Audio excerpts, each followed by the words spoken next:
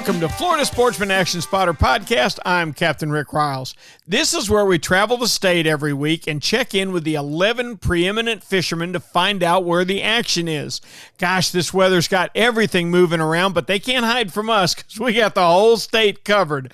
We're going to check in all the way from the Northeast around to the Panhandle. In fact, we'll even start over in Costa Rica, everybody's dream destination.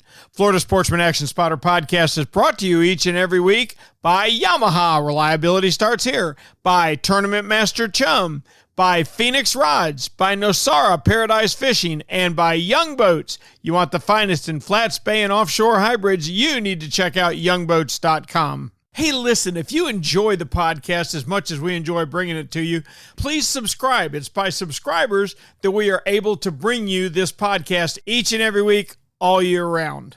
All right, let's get our podcast rolling by taking a quick trip out to Costa Rica. Man, you talk about the jet age. We can be there right now and check in with our buddy Craig Sutton. Craig, how we doing? Good, Captain Ricky. How you doing today? Outstanding. I'll bet it's calmer in Costa Rica right now than it is in Florida. Absolutely. Cobalt blue skies and calm seas. Just to make everybody sick, how many days last year did you lose to weather? 2. Just stop it. Just stop it. I hate to disappoint you, but we've already lost one day to weather this year. Well, good. Now I feel better. Golly, we average more than 3 a week this year in Florida, I promise you. Tell me how the week's been down there. Well, last Monday we had our first Grand Slam of the year. How about that? We always get 2/3 of the way. Getting that third one seems to be a hill to climb, but we got it. And then on Tuesday we got a Grand Slam. The guy had a couple nice Dorado to go with it. 4 small Yellowfin, little football size, but then he went in and caught a rooster. That's a fine trip. That's a good day. That's a fine day of fishing there, buddy. Yes, sir. There's not too many places in the world you can let that could happen. All right, what else is going on? Well, the inshore's been a little spotty, a little here and there, but nothing major. A couple nice Dorado, but the river mouth fishing's been typical summertime fishing down there. Super, super early morning for the river mouth.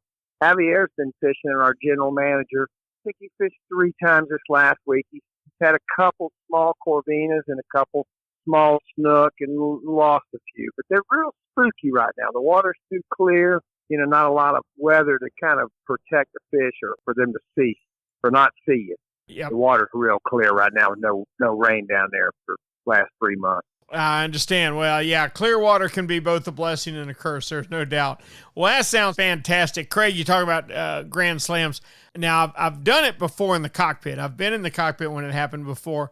Running my own boat, I have been 2/3 of the way there 9 times and come up short every time. I've been 2/3 of the way, I don't know, lots of times, but I've got 3 to myself, so I'm pretty proud about those things. Did 2 of them back to back. As well you should be. Cap, we appreciate it so much. How can people get a hold of you if they want to come to Nosara? Ricky, they can call me at 904-591-2161, or they can get me at fishingnosara.com. Perfect. Thank you, buddy. We appreciate it. All right, Ricky. Talk to you next week. We're going to start our little trip around Florida up in the Northeast tonight, where we talk with the man that's got his finger on the pulse of everything when he's not busy rescuing pelicans. What is this, Captain Voorhees? Well, there was a pelican on the intercoastal, and I could tell he wasn't flying. And I was hoping that I could just go get him, and there was some fishing line or something, a fishing hook in him, and just release him. But we finally did capture the bird, and when we saw the bird, we could tell something more serious was wrong. It looked like a broken wings. So we took him to Beaks Bird Rescue, and she'll take care of it, and hopefully we did the right thing, right?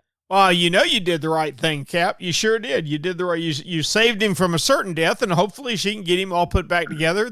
I know they've set wings there before, so I'm hoping that they can. We get more of those white pelicans every year, don't we?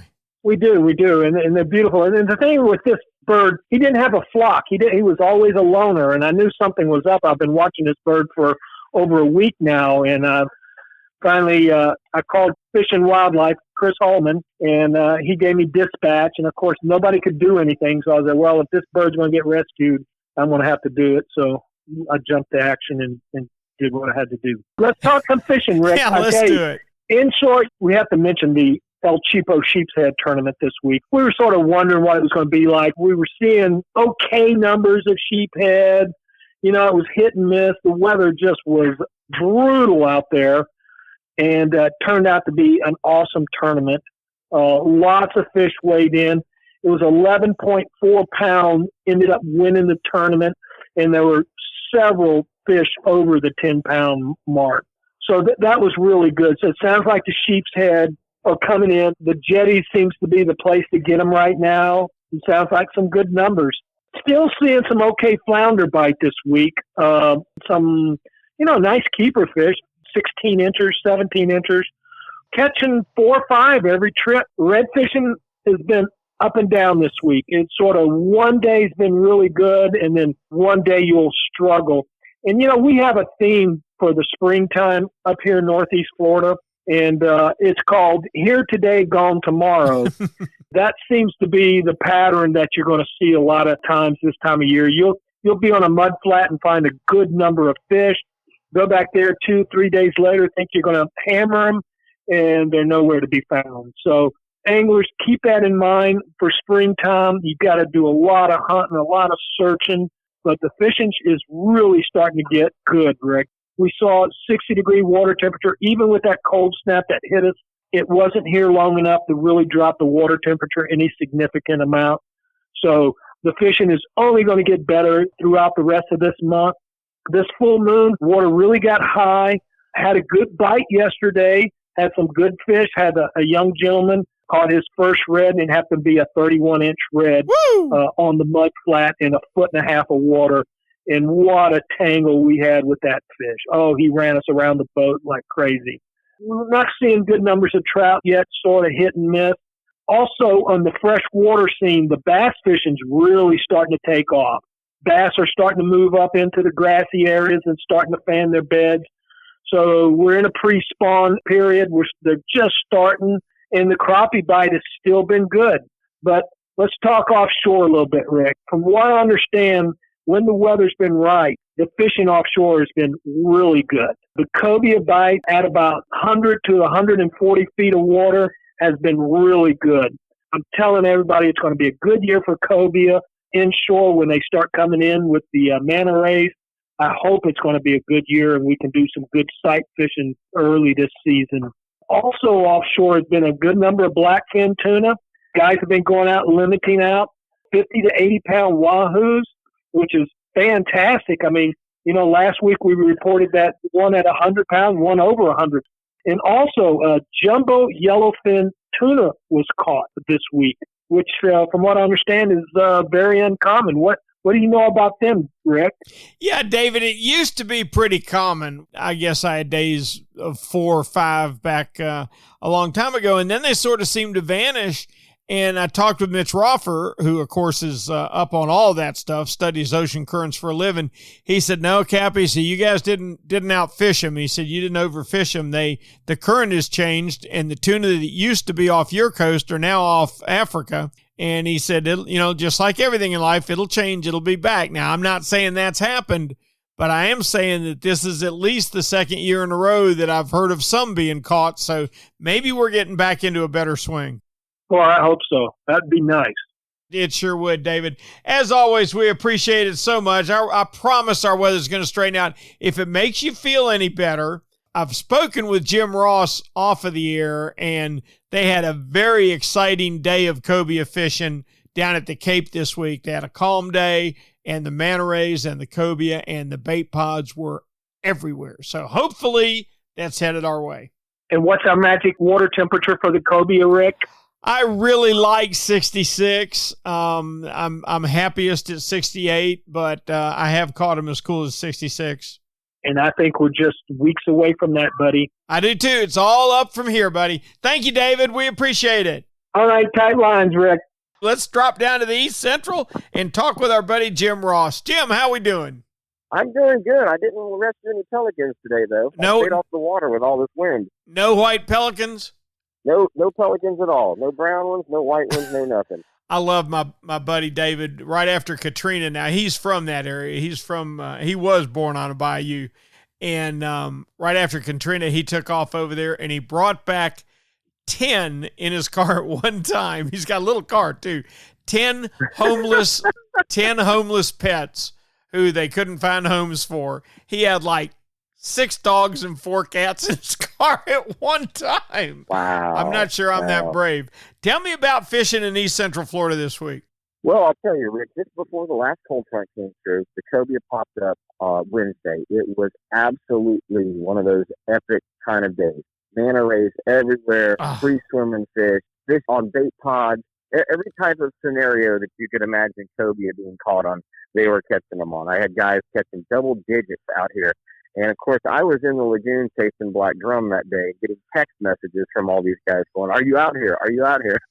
I'm like, no, I'm in the wrong body of water today. Thursday wasn't nearly as good, and there was very few fish actually seen on that particular day. So here's what changed. You know, the wind switched after that front came through. We had 20, 25, even 30-knot wind Saturday and even into Sunday out of the north. And that pushed all the fish that were coming out of the deeper canals, the dredge holes, some of these deeper flats, and pushing up into the shallows, that pushed them right back down into those holes again. Well, that's not necessarily a bad thing. I mean, you just have to kind of realize that when it gets a little cooler, water temperatures are dropping, those fish start to go deeper. When it warms back up, they come back out, they get around the mouths of the canals, they get out on the flats, and they start tailing and doing the things that we'd like them to do again. So here's the bottom line. If you want to catch trout, redfish, or black drum, live shrimp, when it's cooler, live shrimp are the way to go. If you want to get one of those little saltwater assassin orange paddle tails or a little Storm GT360 shrimp or something like that, a little DOA shrimp, those types of shrimp imitations and small paddle tails work very well. So everything gets downsized when it gets colder. As it starts to get warmer, we actually find that our 5 and even sometimes 6-inch paddle tails and jerkbaits have a tendency to work better when those fish get out on the flats and they start milling back around in those mullet pods again. So in the Banana River in particular, north end of the Indian River, we've got a lot of calorpa. It looks like seagrass. It's not. It's an algae, but it is providing cover for these fish. So on those warmer days, especially when it's calm, long casts with a slightly larger bait are the way to go. Days when it's a little more windy and a little cooler, drop your bait size down and you're going to catch more fish that way.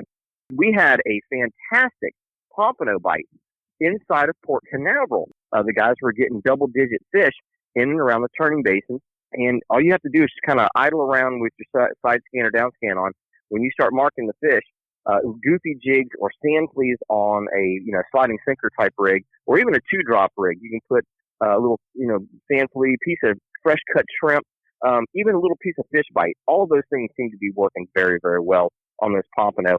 As it warms up, they push out of the mouth of the port and go along the beaches, especially the beach to the north. So you can get out there, and it's wind protected in many cases from a west or northerly wind, and you can get up along the surf lines and continue to catch those fish as the temperatures warm back up. I tell you what, Jim, that was probably the most informative fishing report I've ever heard out of anybody. I mean, I hope people learned a lot. Real quick, before we let you go, what was the change offshore you think that made the cobia be there one day and not the next? What are the best conditions guys need to look for cobia? It was definitely the wind direction. On Wednesday, we had a light west-southwest wind, up to about 10 miles an hour. Everything was calm, bright blue skies. The fish ate, and then they immediately came to the surface of the water to get in that upper layer, get some sun on themselves, help themselves digest what they had eaten. On Thursday, we did not have that. We had a northerly fetch to the wind, northeasterly almost 180 degrees out from what it had been. Brings cooler temperatures. We had more clouds, less sun. Those fish never popped up. That plankton never popped up. The manta rays never popped up to feed on the plankton. The bait fish didn't pop up to feed on the plankton. So there was no reason for the cobia to come up to the top either. And then, of course, Friday the front came through, and that just wrecked everything. So, it's just sort of a reset. You didn't get wrecked. You just got reset. So now we have to find out where those fish went to based on water temperature, which is 68 to 72 degrees. And when we get another day where we've got some lighter southeast or southwest winds, those fish should pop right back up on that temperature break, that 68 to 70 degree temperature break. Buddy, I tell you what, that's a perfect report. And you touched on the number one thing I insist on to go cobia, sight fishing for cobia anyway, and that's a clear blue sky. You got to have the warm surface water, and you got to have the visibility to be able to see them. Jim, we appreciate it so much. We'll talk with you next week. Looking forward to it, Rick. All right, buddy. Thank you. Let's move down south a little bit to the Southeast Florida Report and talk with our buddy, Captain John Earhart. What's going on the chaos and the mayhem, Captain John? Gotta tell you, we've had some pretty good offshore fishing when we can get out there. The hard part's been getting offshore to get to these fish. But when we can't get out there, Rick, we're still catching limits to cobia. There's been a lot of big kingfish around. Lane snapper spawns going on right now. Catching a few yellowtails, mangroves, and mussels mixed in. And, of course, there's always going to be some sailfish and mahi out there, and 60 to as deep as 180, 220 feet of rough water right now. Just finding a good edge or a nice weed line, that's where you're going to find more pelagics right now. John, you mentioned the lane snapper spawning. Now, what does that mean to you? Where do they spawn? Do they spawn over hard bottom or wrecks, or what kind of areas do you look for them in?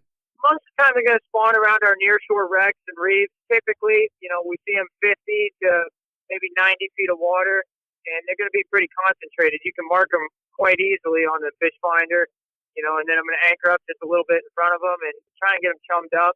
You can put a chum bag on the bottom, or you can chum them up to the surface on certain days, but most of the time you're going to have to bring them off the bottom using a chicken rig with some sort of cut bait or shrimp. Now, what's a good number of lane snapper, and what size are they? Because most areas of Florida don't get the concentrations that you guys do. On average right now, it's about 12 to 14 inches. They're not massive, but they're certainly not tiny either. We will get a few that could be 4 or 5, maybe even 6 pounds. So, there are some jumbo-sized lane snappers in there as well to be caught. And what's the limit on them? We're allowed 10 a person. Oh, wow. It's a daily snapper limit. Can you get your limit some days? Oh, yes. Last trip we went out targeting the lane snapper. Each customer caught their limit. If you anchor up near the school, it's pretty easy to get a limit of them. Typically, I'm trying to be selective. I'm not going to keep an 8-inch lane snapper, which is the legal size. I'm generally going to try and keep the 12 to 14 inchers. There might be a few 18, 19 inchers mixed in there as well. Perfect. I like that. I'd like to see a 12-inch size limit on them myself, but that's just me. Now, what's going on inshore in Stewart? Right now, we're catching a lot of pompano, 2 sheepshead, a lot of snook, some black drum. Seen a few tarpon, but we haven't really been seeing a good number of tarpon yet. And mostly we're catching the snook around the bridges, catching a few black drum there as well. Typically using live bait fish like pilchard, bunker, mullet. And then for the black drum and the sheepshead, we're typically going to use shrimp or cut squid on the bottom, using a jig head or a little fish finder rig with a 1-ounce lead. Excellent. Well, that's good. I got to tell you, March sounds to me like it's an awfully good month to get to Stewart to fish if you can get the weather. Yes, sir. It looks like we're going to have some good weather the next couple of days, so hopefully we'll be able to get offshore, catch some mahi, sails, catch plenty of lane snappers, and even some cobia. Oh, that's perfect. I'm glad to hear the cobia are there. All of us up north are waiting for them. We've had a few trickles. I caught a couple last week, but not many, so we'll see what happens. John, as always, thank you so much for your report, and we'll talk with you next week if that's all right.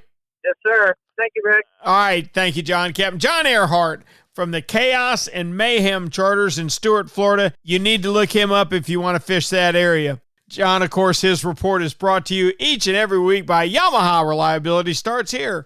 By Tournament Master Chum. By Nosara Paradise Rentals.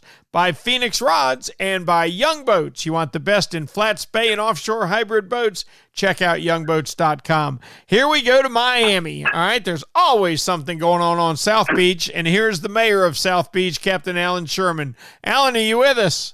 I am with you. What's going on in South Beach this week are the coconut trees are bending almost to the ground. Man, yes. Man, oh We've man, had, oh man. Just days of 15 to 25 mile an hour winds and a few gusts to 30, and it's still blowing like that. I was out there today and it was miserable, but you still keep trying to do something, and there are some fish to be caught. But the good news is we should get a break in this wind by Wednesday, and maybe it'll be nice on Thursday as well, and then the winds pick up a little bit, but they're not supposed to be as strong as they've been recently. This past cold front that came through, it left us with some dangerous conditions offshore, and so there wasn't a lot of offshore fishing this week, or weekend, I should say.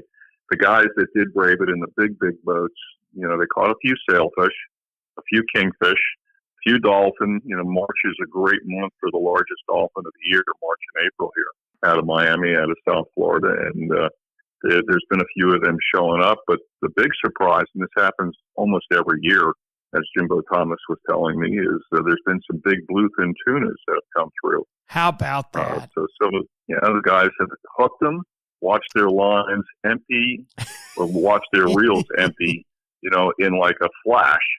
And so there's some big bluefins out there trailing, 300 or 400 yards of monofilament or braid line. Hopefully they'll clear themselves of them. This happens every year. You're undergunned, and you got a kite bait out for a sailfish, and here comes this gigantic tuna and eats the bait, and next thing you know, you're watching your spool empty. The seasoned guys, though, they will clamp down on the spools when they see the end coming and break them off at the leaders. So it's not like they're dragging all that line behind them. I think that's what usually happens. It usually breaks at the connection down near the fish. But I think as we start to see more and more guys go with holocore backing up their fishing line, I know that if you take a Talica 30 or something like that, or a Tiagra 30, and you back it up with 600-800 yards of holocore, you might be able to stay in that fight, at least for a while. You might. It's just that these guys don't usually have that in the back of their minds. They've got their rods rigged up and they're ready for kings and wahoo and dolphin and sailfish. And then out of nowhere, here comes this gigantic bluefin and opens up a hole the size of a Volkswagen behind your boat. You watch your reels start smoking. But it's something to talk about. There's been a few pods that have come through, and that usually carries into May before they disappear. Otherwise, the guys fishing off the piers, which is stable in these kind of conditions, they're getting some pompano. There's been quite a few pompano around in the surf. The guys are catching them on goofy jigs and shrimp and sand fleas. And it's a tough fishery because they're fast-moving fish. They don't usually sit in one place very long. So you have to be there when it happens. Otherwise, you hear the stories. You can't catch them if you're not there, Cap. There ain't no fish caught at your desk. For sure. Those pompano have been in the bays as well, and some of the guys have bumped into them and done well on them. I tried for everything I could think of today.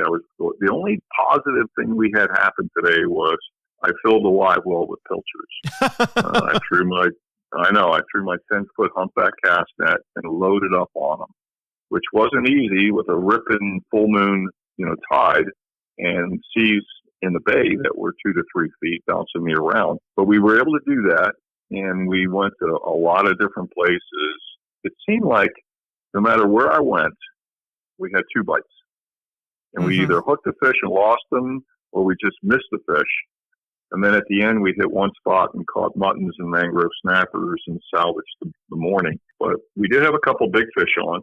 We lost them, unfortunately, to the bottom. But that's what bottom fishing is all about. And we got the trip in, The highlight, the hot spot, I should say, right now is Flamingo in Florida Bay.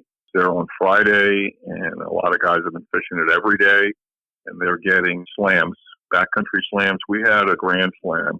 That's a tarpon, snook, redfish, and trout all in the same day. The backcountry slam is one less of those 4 species. And there's just been a lot of snook, quite a few redfish, and a lot of sea trout to be caught.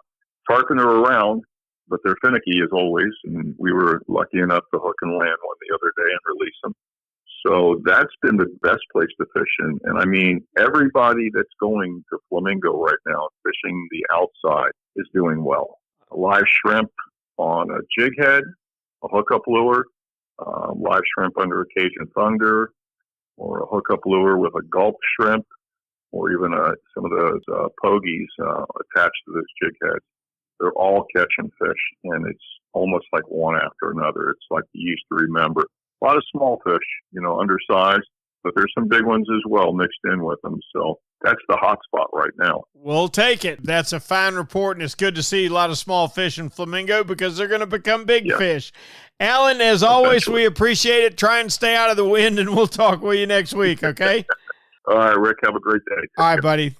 Our thanks to Captain Alan Sherman for a great Miami report. How about that blue fin tuna coming through? I am glad that I fish in an ocean that has fish in it that I could never stop. I really am. And I tell you what, you talk about somebody who knows about big fish. This gentleman's becoming a legend in our area fast. In fact, all over everywhere that swordfish are caught.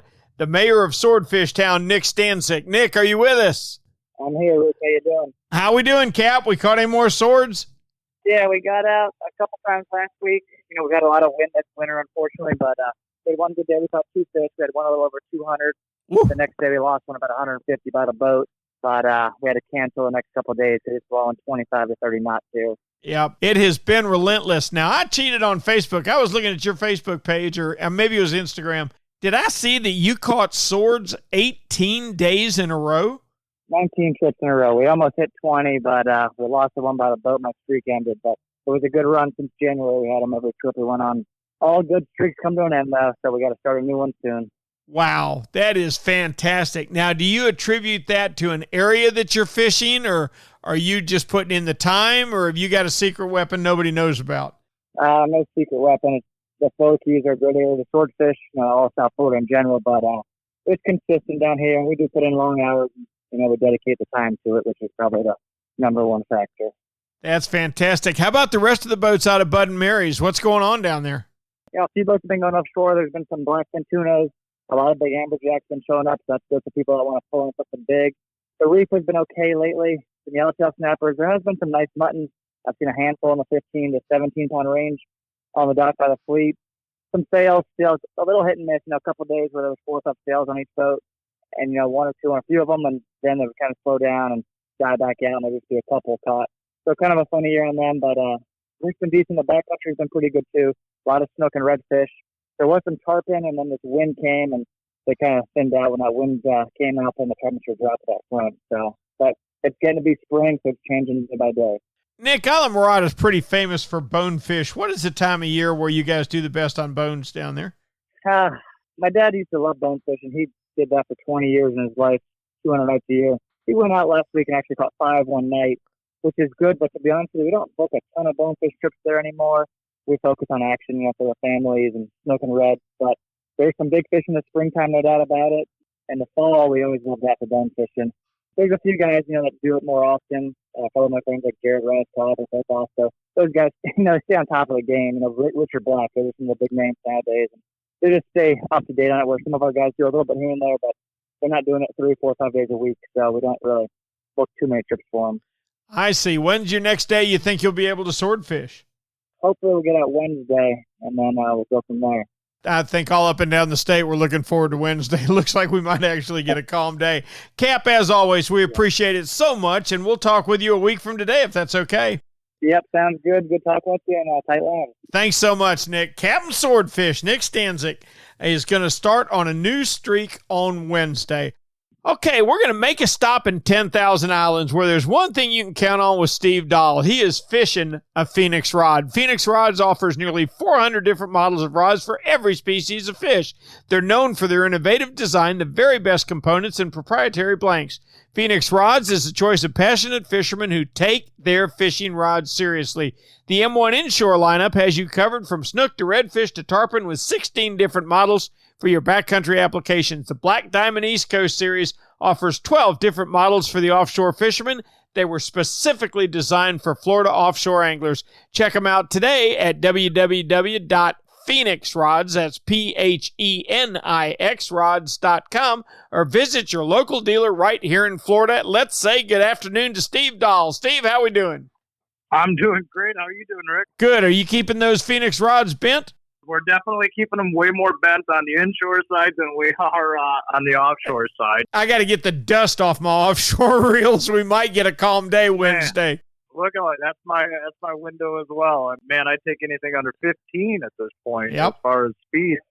But my gosh, what a crazy 2 weeks we've had pretty much throughout the whole state. I'm actually going to roll the dice and maybe try to do some triple tail fishing, just because the triple tail fishing had kind of tapered off for us, which it kind of had some peaks and valleys throughout the season. And I think as sustained winds that we've had, it's really kind of probably stirred up everything. And I bet you they kind of pushed a wave of fish in. So I'm going to run some traps on Wednesday for sure. My guys are, pretty committed to doing it. So I'm going to give it a whirl and see how that does. But I have no idea what to expect. Unfortunately, obviously with the winds, I don't have many reports from anything offshore. So I'm going to have to get you next week. But the inshore side, I got lots to report.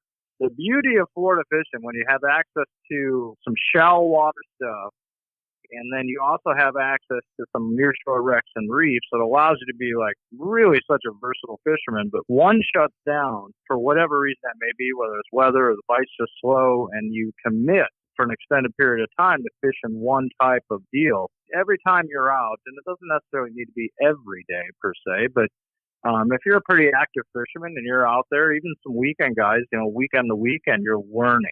You're kind of figuring out where the movements of the fish are, or how they're relating to certain things. And obviously, the more time you're on the water, the very much you're going to be able to hone that in. And we've kind of really gotten that done on the backcountry side, and we're finding. I'd love to tell you, that it's been tough, but it's not. It's really been. There's something biting somewhere. Water temperature's starting to climb, stuff's getting back to life, and you could pretty much catch just about any type of species that kind of swims in our waters right now. There's still some black drum around. The trout are plentiful. The redfish are still going. Snook are starting to get a little interested now that the water temperatures climb back up a little bit. It's been a really good fight. These are days where it's almost kind of that nearshore, offshore dynamic where you're not 100% sure what's really going to be on the end of the line when you're casting up into the mangroves or fishing some of these deeper passes that we have. I like that melting pot type of fishing. Bass fishermen for years have kind of called it junk fishing. They're just going to put the trolling motor down and go and, throw a whole bunch of stuff at the fish and see what happens. And I like that. I really do. And I think it's exciting for, my customers for sure. They kind of like that dynamic too, but it's really going good. If I had one thing to say, I'd say the trout fishing has just been downright stellar. I mean, we have seen more 20-inch trout this year, which is, may not seem like a huge number for some of the guys around the state that get true gator trout, but for our area, my gosh, I can't remember a year where we've had this many breeder size, big 20 to 24-inch trout. I got to tell you, you hit on such a good point a minute ago, and it bears fleshing out a little bit. The number one complaint that I ever hear about fishing guides is that they were so set on, all right, let's say you've got your kids with you. They were so set on catching a sail, and all we wanted to do was let them pull on something. You understand what I'm saying? I mean, up here in Northeast Florida, all the guides love sight hunting redfish. And, if you can throw an 80-foot cast at a redfish and all this crazy stuff. And I had a guy who brought his wife and went fishing with me recently, and he said, do you know where we can just go get some bites? And we went downtown. We took 10 dozen live shrimp with us. We went downtown and we went through 10 dozen live shrimp. So many people get caught up in, I've got to catch a bonefish. I've got to catch a redfish. I've got to do this. No, go catch what's biting. It's 100% true. I mean, we're still dealing with nature here. And I've always kind of lived by the creed, it doesn't matter who I have on board, bent rod is better than not. And I think we just overthink this so much. I mean, there's no shame in going out catching 25 she says. Nope. No, sir. There's nothing wrong with that. Maybe as I get older, I kind of, I've understood that, at least certainly from the, fishing charter side. But from a personal standpoint, I just like catching fish. Let's say you've got first-time anglers on your boat from up north or something, and you're going to do that kind of fishing. You're going to jackpot fish, as we call it. What's your go-to rig? Well, it depends on what I'm doing, inshore or nearshore. Nearshore, pretty simple in our area. We're fishing wrecks and reefs and honestly 25 to 40 feet of water, a 3/4 ounce or ounce egg sinker, with a 2/0 hook, 3/0 circle hook. Pretty simple stuff. Live bait, some pinfish, shrimp. That's pretty easy to do. Be able to put a bend in a rod pretty easily. As far as depending on the time of year, it's hard to beat trout fishing. Trout are cool fish, and they bite regularly. You can catch them a million different ways. For people that are kind of maybe from up north, who are kind of used to quote unquote bobber fishing, they come down here and we call them corks.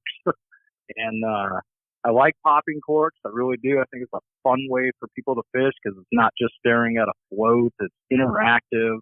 And it's fun to explain to people that making all that noise actually helps. You know, they look at you kind of skeptical, and once they get the rhythm of it. So I guess inshore, I'm trout fishing in a bunch of different ways, you know, depending on their skill level. And it's hard not just to bottom fish with some live bait or cut bait while I'm nearshore fishing. Perfect. That's a great lesson, Steve. We appreciate the heck out of it. We're gonna check in with you next week, and hopefully you're gonna have more offshore news for us. Okay? Yeah, sounds good. Good, buddy. Thanks, Captain Steve. Steve, of course, and all of our action spotters are brought to you each and every week by Yamaha, by Tournament Master Chum, by Nosara Paradise Rentals, by Phoenix Rods, and by Young Boats. You want the best in flats, bay, and offshore hybrids? You want to check out youngboats.com. You know what Yamaha Outboards love? The genuine formula and consistency of Yamalu marine engine oils. What? Outboards are subjected to punishing conditions like high loads, salt, and humidity, a mix that automotive oils can't handle. Yamalu full synthetic and marine performance formulas are certified to protect against friction and corrosion for reliable performance every time. Find Yamalu marine oils at your nearest Yamaha Outboard dealer. Locate them at yamahaoutboards.com/dealers. Yamaha, reliability starts here. Hey, Raj, you know, being consistent is a mark of a quality product. If you've been Florida's #1 chum for over 10 years, there's got to be a reason. For 10 years, Tournament Master Chum has lived up to its name. That's why more tournament pros insist on Tournament Master than any other chum. It's the only chum with menhaden milk mixed right in. That means it gets the scent out faster and deeper than any other brand of chum. It comes in a grind size for every species from kingfish to catching bait. Your fishing time is way too precious to use second-rate chum. Bring the action to you by insisting on Tournament Master Chum. It's worth every penny. When you're ready for the finest in custom-made flat spay or inshore-offshore hybrids, you are ready to meet the Young family in Inglis, Florida. For over 21 years, the Young family has built custom boats one at a time for every type of fishing. Nothing can sneak up on a flat quite like the Gulf Shore flats boats, and I've never fished a better hybrid than the Young 24s and 27s. Rob Young is a naval architect who takes tremendous pride in each and every build for each and every customer that wants their boat custom built exactly the way they want it. Is it time for you to move up? Are you ready to own the finest boat built? Then you need to visit the Young Boat facility in Inglis, Florida, or check them out online at youngboats.com. Let's pull on around and talk to our buddy Greg Stamper with Snook Stamp Charters. Greg, are you with us? I am with you. I can hear you just fine. Good deal, buddy. Tell me how it's going in Southwest Florida. So the offshore guys have had some tough winds, and they haven't been able to get out there really at all.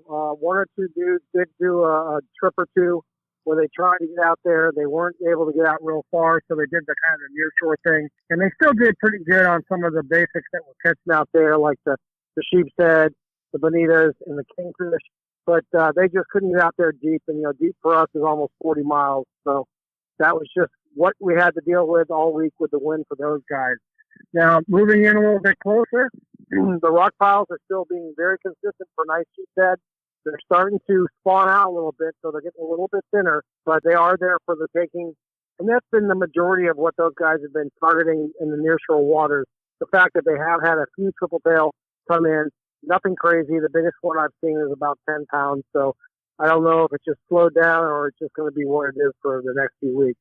But back bays have been the place to be. We've had some really low tides because we've had these really hard winds, which has been going wind against tide, which doesn't allow water to come in.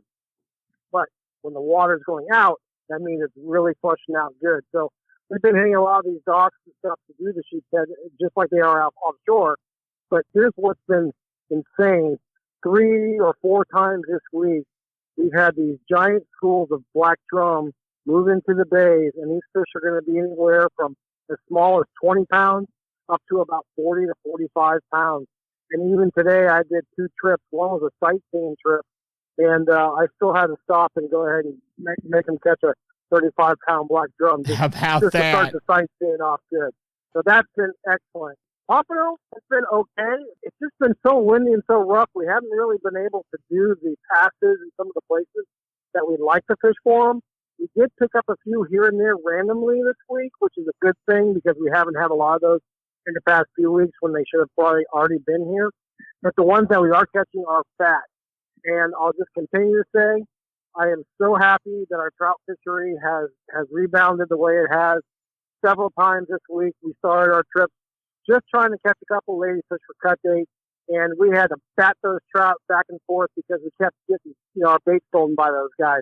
So the trout fishing, even when we're not trying, we're still able to pick up 10 or 15 in the random spots that we're finding them as well. I tell you what, is there ever been a better cut bait than ladyfish? No, there hasn't been. And I always want at least one ladyfish in my cooler, especially when the water's dirty. It just seems to work the best. It just sits there. It smells the oils or the blood and attract those fish to figure out where it's at. And 9 times out of 10, the fish you pick up on those ladyfish is a big fish. It could be a big red, could be a really nice jack. Every once in a while, a big lazy snook picks it up, and it's hard to beat a nice cut ladyfish. Now, let me ask you something, Greg, because I had to learn this the hard way. Do you fish them stripped out like in fillets, or do you cut them in chunks? I cut them in chunks, and then I'm kind of particular. Like, I want one that's not very big, so the chunks are only going to be maybe an inch and a half, in diameter. But if I can't get a small one, a skinny guy, I'll take that big one. But then, like where his guts and stuff would be, I'll cut those 2 ribs and stuff out so I make the piece smaller. Right. The good thing about a piece of ladyfish, Rick, is once you hook it to the skin, it ain't coming off. Yeah, you're right. But what I found is if I fillet it and I hook it through the skin, boy, the little bitty fish just rip that apart in no time. I'm with you, brother. Give me that chunk with all that bone and everything in it. So it takes a better fish to take it on. You're absolutely right. Yep, good deal. But anything else important going on in Southwest Florida? No, I'm looking forward to starting about tomorrow, the wind actually laying down. I know for a fact it's going to lay down because there were 5 or 6 big boats in my marina. I just left it, and they're all in there. They're all staged up. They're iced up. They're plugged in, which means they're just drooling because it's like the first day they've been able to give it a good go and go way out there. And I'm sure this next week I'll be able to talk to you a little bit more about grouper, snapper, and whatever they're doing out there. Greg, we've got a calm forecast for Wednesday, 2 days from now, a couple of days from now, and I feel like I'm going on my first date. All right, I can't wait. I'm gonna kiss her goodnight too. I promise I am. It's been so long since it's been calm. Cap, as always, we appreciate it. All right, tight lines, Rick. Now let's come on up 75 a little bit until we run into West Central and Ray Markham. How we doing, sailor? All right. Actually, we're surviving from all the wind that we've had here in the last, week or 2 or 3 or hell, I'm losing track now. Golly, I gotta tell you, it is. Ray, one of my best friends is a commercial snapper fisherman. He has made 1 trip since November. Wow. I mean, it's been terrible. The commercial, they'll go up for a week at a time, though. I mean, you got guys here that are they just want to get out for 1 day. That's and me. It's been tough. Yeah. Yes. That's me. Now, I've been able to grab a day here and a day there, but you're right. These snapper boats in here in Jacksonville, they're fishing about 65, 70, up to 90 miles off, and they've got to string together against at least 3 days, a day to come, a day to go, and a day to fish, and it just hadn't happened since November. That's hard to believe. Well, they got one thing going for them over there is that you guys have depth without having to go, like 30 miles. I mean, we go 30 miles and we're only in 100 feet of water. Yeah. And the guys that are trying to get out there, the thing is unless they go at least 30 miles, the water is going to be like chocolate milk. I mean, it's just so stirred up from all the wind and the wave action and whatnot. So it's been real tough to be consistent for the guys that are fishing offshore. And I'll tell you, it hasn't been a whole lot better for the guys inshore. But if you manage to find some areas that are somewhat out of the wind, then you probably are going to find some fish. Now, we had the situation this last weekend coming up on tonight's full moon with some exceptionally low tides, not just tides that were predicted to be low, but a good foot to a foot and a half lower than the predicted levels because of the direction and the velocity of the wind blowing here out of Tampa Bay. I mean, it blew water out of everywhere, and there was a whole lot of real estate showing. I can believe that. I tell you, it's, of course, a lot of us got to do with the full moon too, but we've got an incredibly low tide here today, and a lot of it's wind driven, just like you say. No doubt. Still, we managed to be catching some halfway decent speckled trout. We're catching some nice redfish. And these redfish are pretty much pooled up in areas where there's still water. That's the positive thing, is that the fish got no place else to go. I mean, they'd be flopping on dry land in a lot of places that they normally fish right now or swim.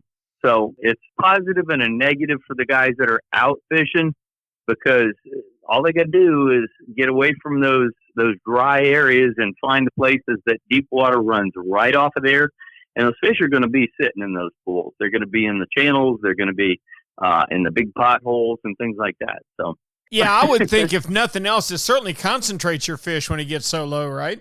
Oh, yeah, absolutely. I mean, if you find a spot that's holding some fish, chances are you're going to find quite a few fish, not just one or two. So that's kind of what we were doing. We'd find places over the weekend, last 4 or 5 days, that the fish would just kind of gang up on edges of channels and channels that had some deep water. And here's the thing, where you have good clear water most of the time, you're going to have grass in deeper water than the average areas. So if you could find areas that have, let's say, 8 feet of water on a normal, regular low tide, then you're probably going to find some pretty good quantities of like trout and redfish and snook when that tide is absolutely at its lowest, even 1.5 feet below the low point. So now you're only looking at maybe 5.5, 6.5 feet of water, which is really almost an ideal kind of a situation for trout and whatnot to be in on a normal time frame. So the fish are going to fall off and get out of that shallow stuff so they can get a little protection. Plus, they're going to find some food source in the grass. So that's where we're fishing. Gotcha. Ray, tell me how people can get a hold of you if they want to go on a charter. Well, it's pretty simple. I mean, they can either call me on my one of my 2 cell phones, which are both on my website, www.captainraymarkham.com. So, simplest way to do it. Easiest way, once you get on there, you'll have my email address and everything else. Just email me any information, time frame, and that kind of thing, and we'll get her done. Thank you, Ray. We appreciate it. Yes, sir. Let's pull up into William Tony's territory and see what's happening. William, are you with us? I'm right here in downtown windy Homosassa. Is the stoplight swinging in Homosassa? That's what I want to know. Well, it ain't swinging. We don't have a stoplight. Oh. The stop sign's going back and forth real bad. Oh, man. William, I promise it's going to get better.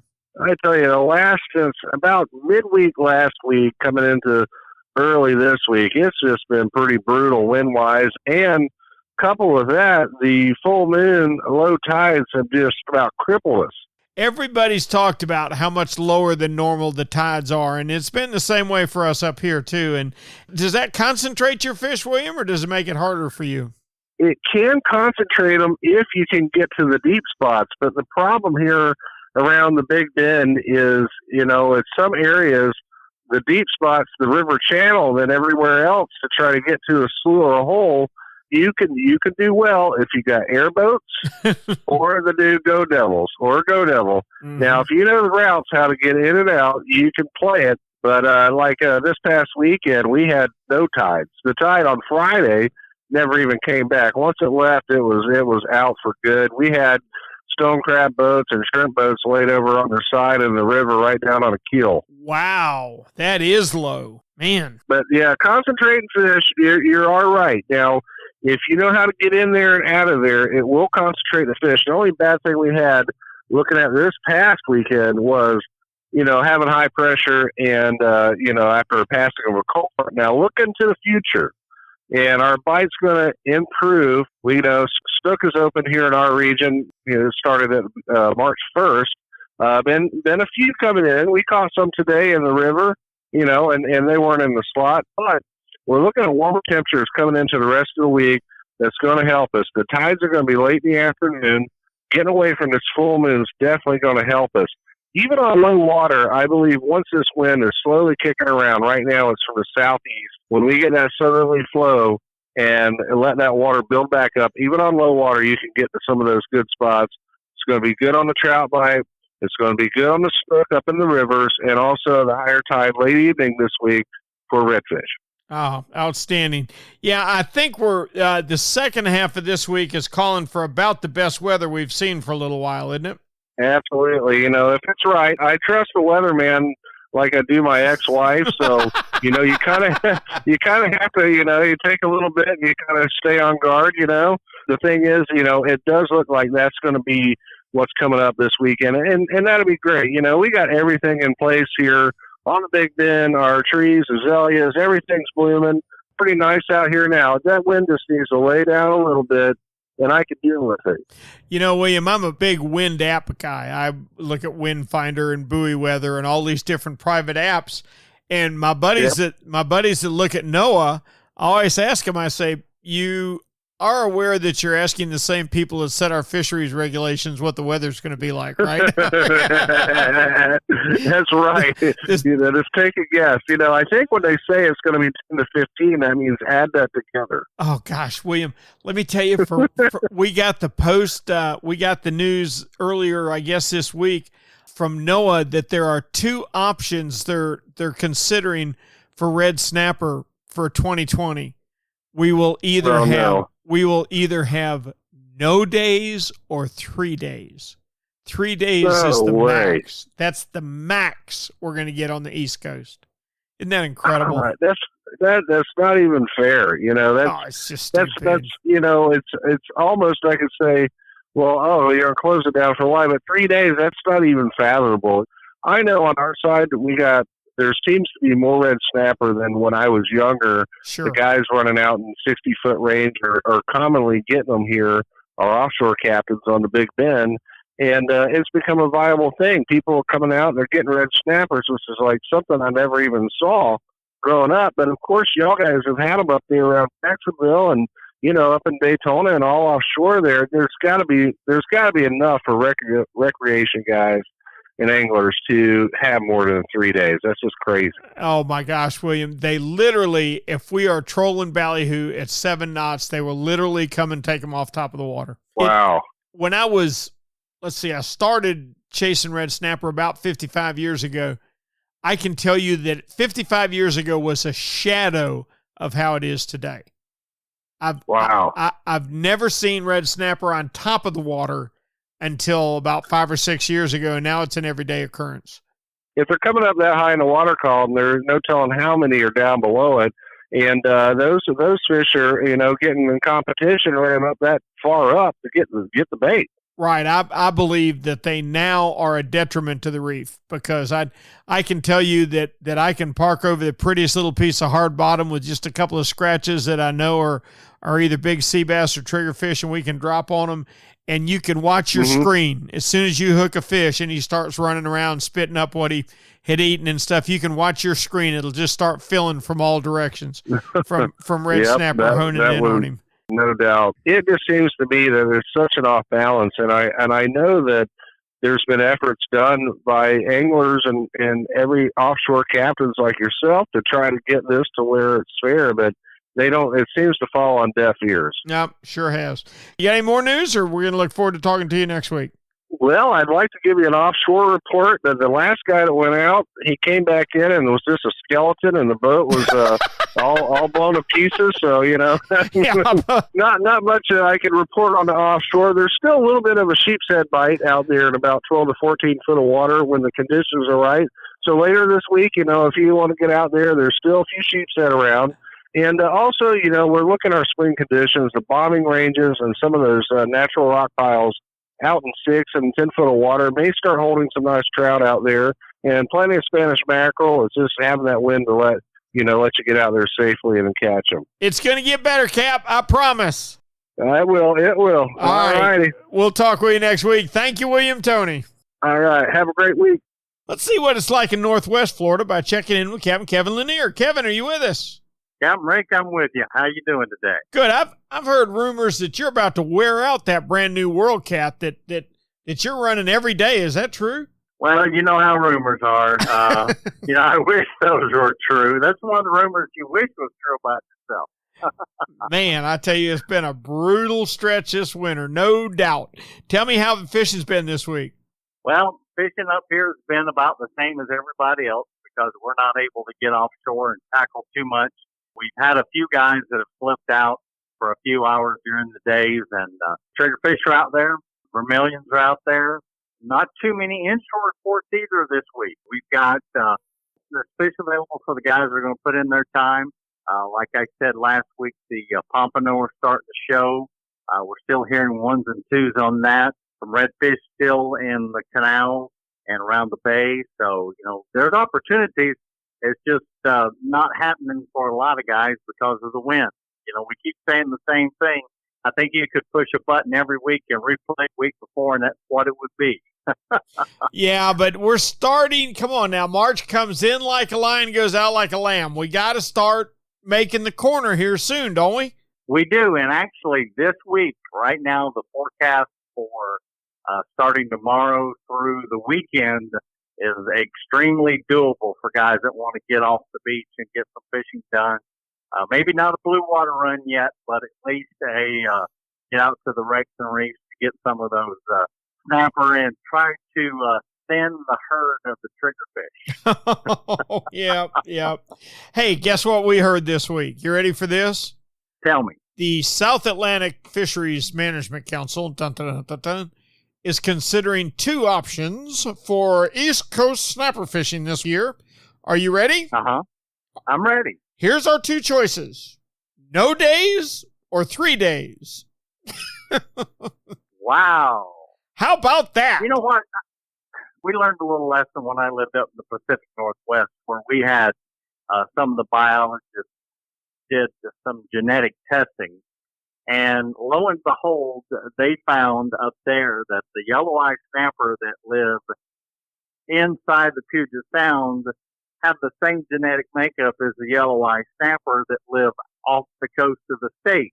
Really? So what do you want to bet that if we did the same test, that those snapper that live off the east coast of Florida have the same genetic makeup as the ones that live in the Gulf of Mexico? And there is no difference in the group. Oh, well, that's probably true. I can now tell you this much.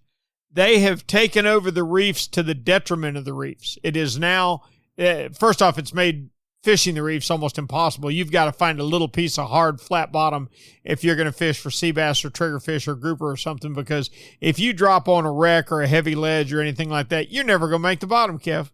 Oh, same thing happens here, and we get to fish for them. Yeah. A chunk. And we get 60 days. We get anywhere from 45 to 60 days, but you have the same issue here in the Gulf. If you use a bait of any size, anything, say longer or bigger than your finger or anything like that, you're going to catch a snapper. You and I have become good friends doing this podcast, right? Absolutely, sir. I think in solidarity to me, you should fish snapper only 3 days this year. Okay, you call all my customers that book our snapper trips and you tell them that we made that agreement. I know that ain't going to happen. It's a mess, there's no doubt. But our fishing's about to get better, our weather's about to get better, and I, for one, cannot wait. Now, when will they open your triggerfish back up? We're open right now. We open on the 1st of the month. We're open until the 2nd of April. Unless there's some epiphany at the feds and they decide that we need to shut down early because we're overfishing them again. And what is your limit? What is your limit for them now? One per person. One? And it has to be one. And it has to be 15 inches, tip of the nose to the fork of the tail. Holy smokes. I suddenly like our South Atlantic Council a whole lot better. We're 10 per person, 14 inches to the fork. Yeah, go figure, Man. It's becoming laughable, Rick, honestly. I know. It's like our red snapper are. And I got to tell you, I'd rather eat triggerfish than red snapper. So I'm gonna stick with my South Atlantic Council. I don't care if I miss out on red snapper dinner if I can keep 10 triggerfish. I agree with you. I would love to keep them as triggerfish every time I go out. Man, and I could do that for 10 years and I'm going to put it down in population. No. You sure wouldn't. It's better than it was when we were kids. There's no doubt. Captain Kevin, we appreciate it so much. I look forward to next week's report about better weather and stellar offshore fishing. Sounds great, Captain Rick. We'll talk to you then. Thank you, buddy. You can't leave Florida without going through the Panhandle, and that's where our top expert, Tyler Massey, is. Tyler, how are you? I'm doing good, Rick. Good deal, buddy. How's fishing out in the Panhandle other than windy? It's been pretty good. So inshore fishing, Chief's Head is the main target for our anglers in the area. Fishing in our path is the most popular area. We have a couple of jetties, so people fishing those are picking a few up, along with a couple redfish and some black drum mixed in as well. I see. Doesn't sound bad at all. Have you got any speckled trout there right now, or are they kind of slow? Speckled trout are hit and miss. They're still in their transitional period, in the canals and out of the mouth of the canals, and it's going to take a little more warm weather to get them out on the grass flats where a lot of people target them. I see. All right. Anything going on offshore? So offshore, it's been a little too rough, but the next few days should be pretty nice, and anglers will be targeting triggerfish mainly, and then maybe some vermilion snapper. If we get a really nice weather day, some people may be going grouper fishing, deep drop-in, scamp fishing, that kind of stuff. So that's what we're looking forward to, but haven't been able to do much of that lately. Tyler, I got to ask you a question. Your triggerfish rules are the weirdest thing I've ever seen. Now, we deal with just ridiculous red snapper closures over here on the East Coast. This year, we just got the word that we have two options that they're considering, no days or 3 days, which, the absurdity you just can't believe, because, Tyler, if you go to your favorite kingfish spot and you make the mistake of putting a live bait on your downrigger, it ain't going far, Bubba. It's just nuts. Now, to me, your triggerfish are nuts. Do you get one triggerfish? Is that what I understand? Yeah, one triggerfish per person, and it's got to be 15 inches to the fork. So that's a pretty decent sized triggerfish. It's a good trigger. And a lot of times with the weed through seems like they're all 14 and a half and 14 and 3/4. Still a nice triggerfish, but just not big enough to keep. But it takes catching quite a few to get your limit for the boat.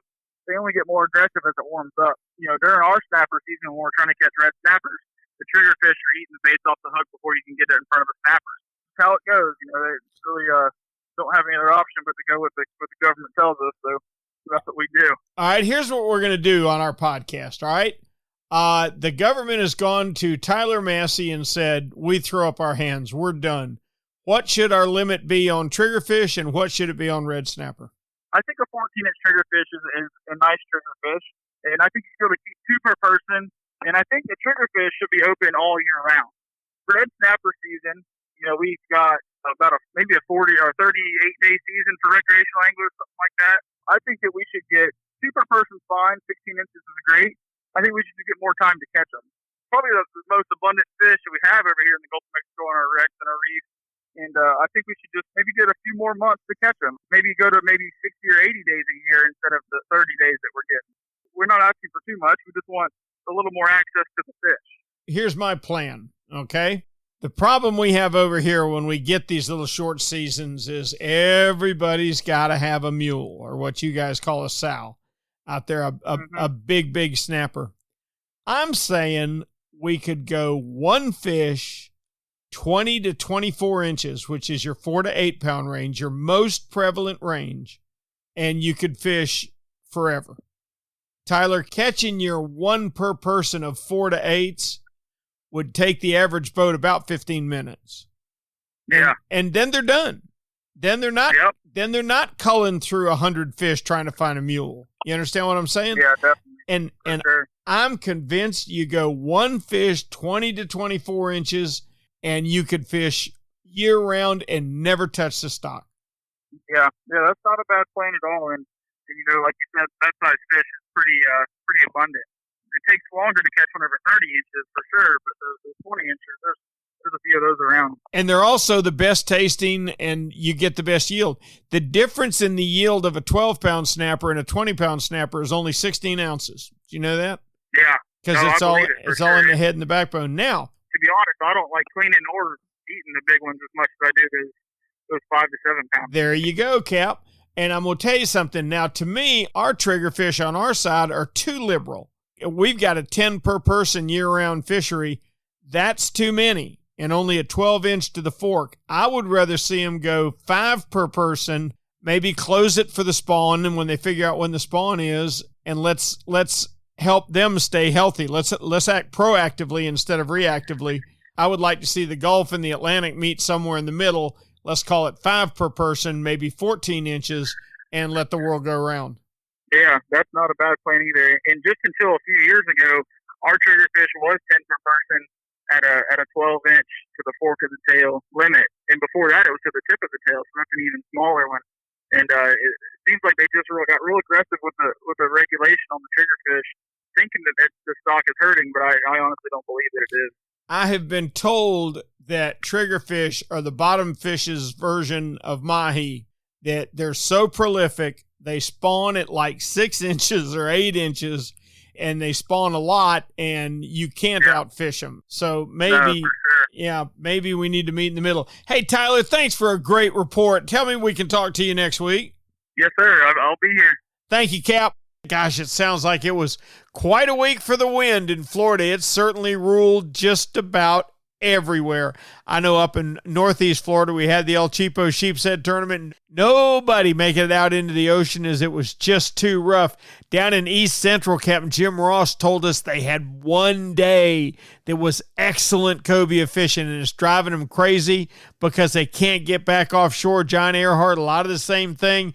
Most everything's been inshore all the way down the coast. Now, how about Alan Sherman's report? He reported that when the boats did get out, some of the kite baits were smashed by giant bluefin tuna. I am so glad I get to fish in an ocean where sea monsters exist. Those things are certainly sea monsters. None were caught, but the guys that know them when they see them. There's no doubt about that. Down in Alamorada, Nick Stanczyk, how about this, coming off 19 straight days of catching broadbill swordfish, about to start on a new streak. Coming around to the west, just a lot of complaining about the weather. Goodness, Steve Dahl said that it's just been too rough to get offshore, but that what he called garbage fishing, but a lot of us call opportunity fishing, was real good. If you took a popping cork and a live shrimp, you were going to catch fish of some kind. And isn't that all what we really want? Greg Stamper, much the same report. Ray Markham said that the wind has just blown them out there, that there's fish around, but they're so hard to get in a position where you can fish. William Toney and Kevin Lanier started talking about things going pretty well inshore. William Toney talked about snook and snook being in the limit. Kevin was looking forward to triggerfish opening back up. Man, it's hard for me to believe they have to exist with a limit of 1 triggerfish. I can eat 1 triggerfish every day. Tyler Massey said that the sheepshead are good inshore. They haven't really moved offshore yet. They're looking forward to that next month, and everybody's looking forward to better weather. I know we sure appreciate you listening each and every week. Hey, do us a favor. Like us on Facebook. Like us on Instagram if you can. And if you'd subscribe, we'd certainly appreciate it, because it's subscribers that help us get advertisers that help us pay to keep this thing going. It's been a good week in Florida. Breezy, but good. It's going to be even better coming up, I promise. I'm Captain Rick Riles, and until next week, for the Florida Sportsman Action Spotter Podcast, so long.